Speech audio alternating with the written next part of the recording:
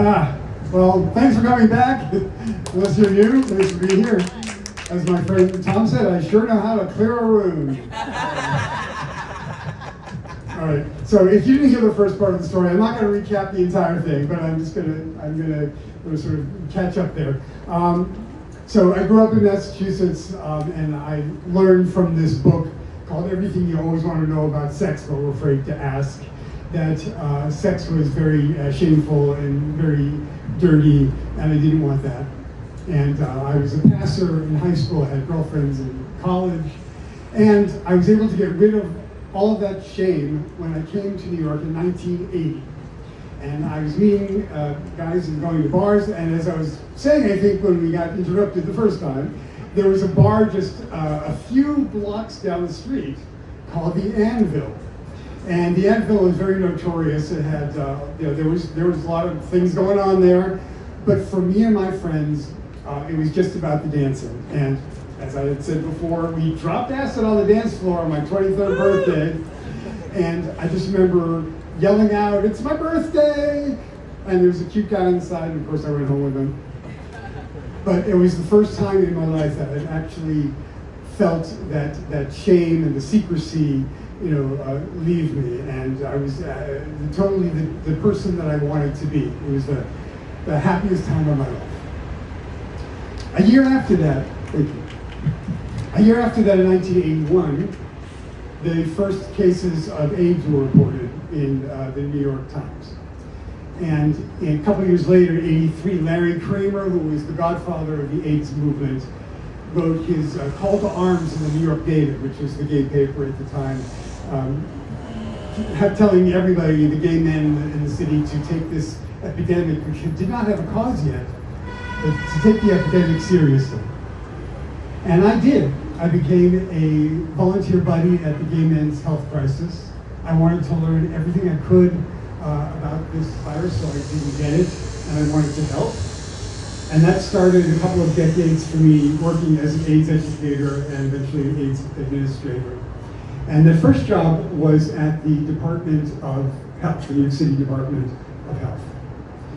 And at the same time, I also did get diagnosed with the virus, which was then called HTLV3, and then became HIV around 1986. And I knew that I had acquired the virus a couple of years earlier because I had gotten really sick, so it wasn't much of a surprise to me. And I wasn't very panicky about it, and I was also, pretty open about my status. But I learned at that point that I had to possibly go back into some of my hiding and my secrecy and my shame mode, because I had to learn not to tell everybody and where to tell people and how to tell people and who to tell. There was a dental clinic associated with the New York City Health Department, and I needed a root canal, and I went to the dental clinic, and I was very honest, and I wrote on the form that I was HIV positive. And they left me sitting in the chair with the bib on for an hour. The dental hygienist and the dentist came back, all hazmated up with their gloves and their masks, and they told me that they could not treat me because they would have to scrub the walls and the floors of the room that I was in with bleach and autoclave their instruments, sterilize the instruments for 48 hours. So I knew this was ridiculous, because I worked in the health department and I knew how HIV was spread, and I knew how you could protect yourselves. So I filed a lawsuit with the New York City Commission on Human Rights, and there were 3 other people who joined the lawsuit with me who'd also been discriminated against. And we won. We didn't. Thank you.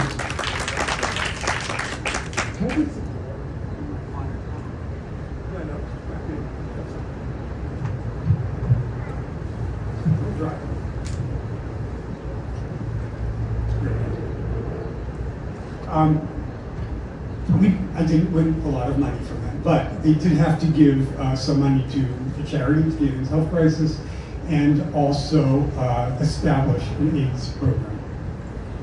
So when I was, the repercussions of that, there was a television reporter who had heard about the lawsuit from WABC, I believe, and he wanted to interview me about it, and I said, sure. I did this live interview that was being taped, actually. And I told him I was HIV positive, but I did not have AIDS. And I came back that evening to watch the news program, and I saw myself being interviewed with my name under the screen, and under that, in big letters, AIDS victim. Yeah. And of course, a cousin in New Jersey saw it and called my mother in panic.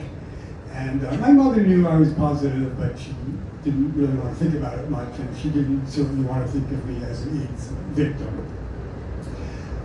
But also, while I was still there being diagnosed with HIV, I also went on the first medication that was around. I mean, before then, in 1986, there wasn't really much to do. There were experimental underground treatments that I was trying, because I took the bull by the horns and I was trying whatever was available to me. But then the drug came out, AZT. And actually, I was working at the New York City hotline when Time Magazine came to our offices and took my photo on the hotline as a hotline operator, and that was in the cover, the inside cover of Time Magazine. It was billed as the first ray of hope. Now, AZT might very well have helped curb, some of the progression of the virus, but it was very toxic. And I was starting to get illnesses, and when that became too toxic, eventually I was able to go on lesser toxic drugs. And what I was doing in essence was staying one step ahead of the virus. Every year and a half I'd switch from one medication to another. But I was still getting symptoms and illnesses, and I could see that the beginning of the end was coming. Until the thing happened that nobody was really ever predicting or thought was going to happen. In 1996, the protease inhibitor cocktail came out, which is the first viable treatment that was really absolutely effective in curbing the virus. And for people who don't know, who weren't around then, let me tell you, 1996 was an absolute marker for that. Before the protease inhibitors came out in 96, I knew 93 friends and colleagues and one cousin who died of AIDS.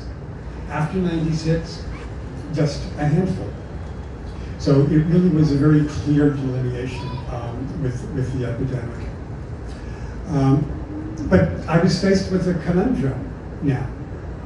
I was maybe going to live after being preparing to, get worse and worse with the disease. Now I'm going to live. I had moved to Boston for a while, and I'd actually left my AIDS job and became an actor. And it was going very well, but I had to eventually go on disability because I couldn't get through the runs of shows without getting sick all the time. And that led to another sort of spiral down of shame and secrecy, feeling like if I can't work, who am I? What good am I?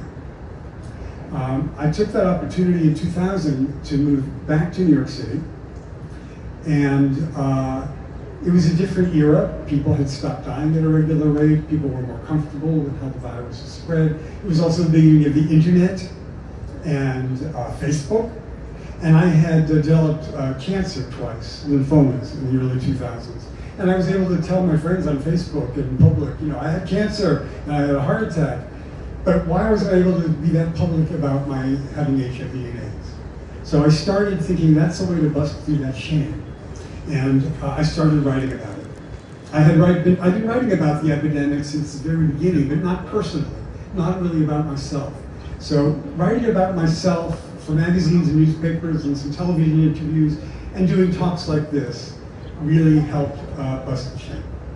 So I'm a 41-year long-term survivor. And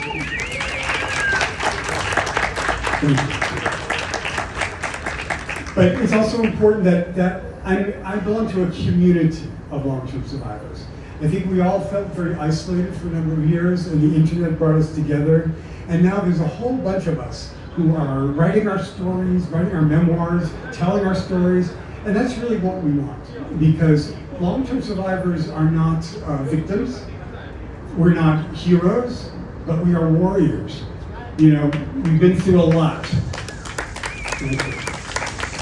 We've lost a lot, not just our friends and our partners, but we've lost a lot of our lives, our careers, sometimes relationships, finances, certainly our health.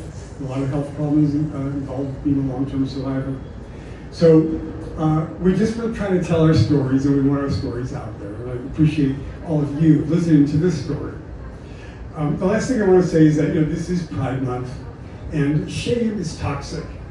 So whatever we can do to bust out of that shame, to be self-confident, who we are, because the opposite of shame is self-acceptance and pride.